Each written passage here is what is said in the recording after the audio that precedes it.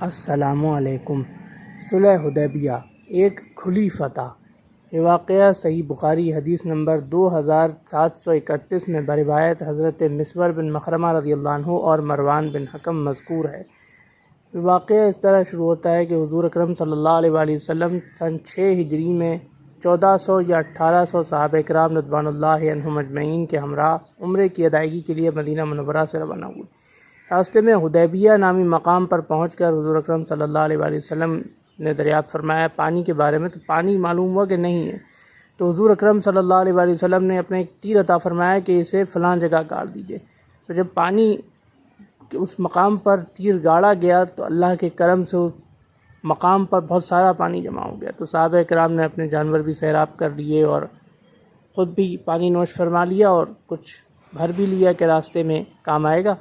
اس کے بعد حضور اکرم صلی اللہ علیہ وآلہ وسلم کو معلوم ہوا کہ قریش جنگ کا ارادہ رکھتے ہیں، تو حضور اکرم صلی اللہ علیہ وآلہ وسلم نے فرمایا کہ اگر وہ کسی ایسی بات پر مجھ سے صلح کریں جس میں اللہ کے دین کی عزت ہو تو میں صلح کرنے کے لیے تیار ہوں۔ اس وقت حضرت بدیل بن ورقہ خزائی رضی اللہ عنہ، جو اگرچہ اس وقت مسلمان نہیں ہوئے تھے، بعد میں مسلمان ہو گئے تھے، انہوں نے جو حضور اکرم صلی اللہ علیہ وآلہ وسلم کے ساتھ اور مسلمانوں کے ساتھ خیر خواہی کا جذبہ رکھتے تھے، انہوں نے آ کر عرض کی کہ حضور اگر قریش سے صلح ہو جائے تو بہت اچھی بات ہے۔ تو آپ نے فرمایا کہ جس بات پہ وہ صلح کریں گے اور اس میں اللہ کے دین کی عزت ہے، میں بے شک اس کو قبول کر لوں گا۔ تو اس کے بعد حضرت بدیل رضی اللہ عنہ نے قریش کو یہ بات بتائی۔ قریش نے جو عقلمند لوگ تھے انہوں نے بڑی تعریف کی۔ حضرت عروہ بن مسعود ثقفی رضی اللہ عنہ نے، جو بعد میں مسلمان ہوئے تھے، اس وقت مسلمان نہیں ہوئے تھے، انہوں نے فرمایا کہ میں ان کے پاس جاتا ہوں۔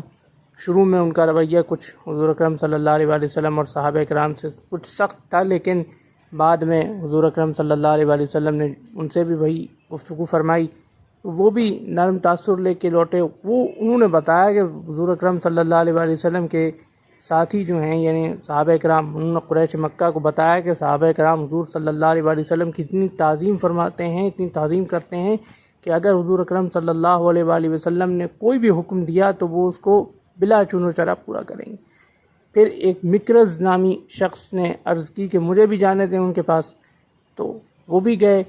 مکرز جب حضور اکرم صلی اللہ علیہ وآلہ وسلم کی خدمت میں حاضر ہوئے تو آپ نے فرمایا کہ یہ بنی کنانہ سے ہیں اور بنی کنانہ قربانی کے جانور کی بہت تعظیم کرتے ہیں، تو ان کے سامنے قربانی کا جانور پیش کرو۔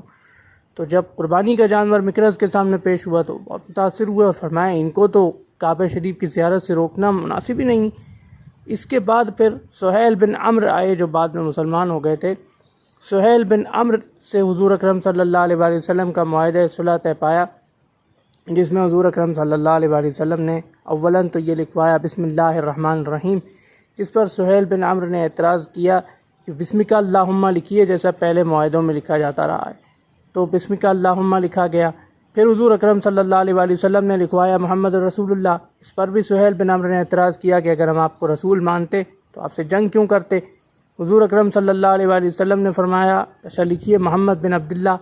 سیدنا علی رضی اللہ عنہ نے یہ الفاظ کاٹنے سے انکار کیا تو حضور اکرم صلی اللہ علیہ وآلہ وسلم نے خود اپنے دست مبارک سے رسول اللہ کا لفظ کاٹ کے ابن عبداللہ لکھوایا۔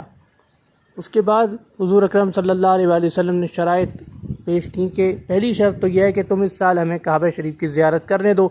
سہیل نے کہا اس سال ہم اس لیے آپ کو اجازت نہیں دے سکتے کہ اگر اس سال ہم نے اجازت دے دی تو لوگ کہیں گے کہ ہم نے مغلوب ہو کے اجازت دی ہے، اگلے سال آپ آ جائیے۔ پھر دوسری شرط یہ پیش کی کہ آپ اگلے سال جب آئیں گے تو صرف تلواریں نیاموں کے اندر ساتھ رہیں گے اور قربانی کا جانور جو آپ عمرے کے لیے ساتھ لاتے ہیں وہ لائیں گے۔ تیسری شرط یہ پیش کی کہ ہمارا کوئی آدمی یعنی اہل مکہ میں سے چاہے وہ مسلمان ہی کیوں نہ ہو، وہ اگر مدینہ آیا تو آپ اسے واپس کر دیں گے، آپ کا کوئی اہل مدینہ میں سے کوئی آیا تو ہم اس کو واپس نہیں کریں گے۔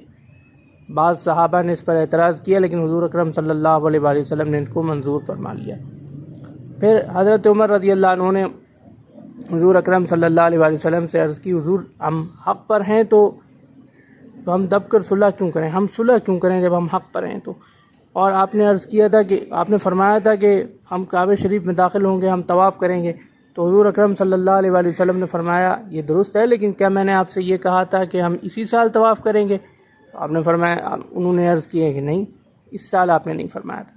آپ نے فرمایا بس انشاءاللہ آپ یقین رکھیے کہ انشاءاللہ ہم طواف کریں گے، ہم کعبہ شریف پہنچیں گے اور ہم طواف کریں گے. اس سال نہیں بھی کریں گے تو اگلے سال کریں گے. تو اس طرح صلح حدیبیہ کا یہ معاہدہ حضور اکرم صلی اللہ علیہ وآلہ وسلم اور سہیل بن عمرو عامری کے درمیان طے پا گیا.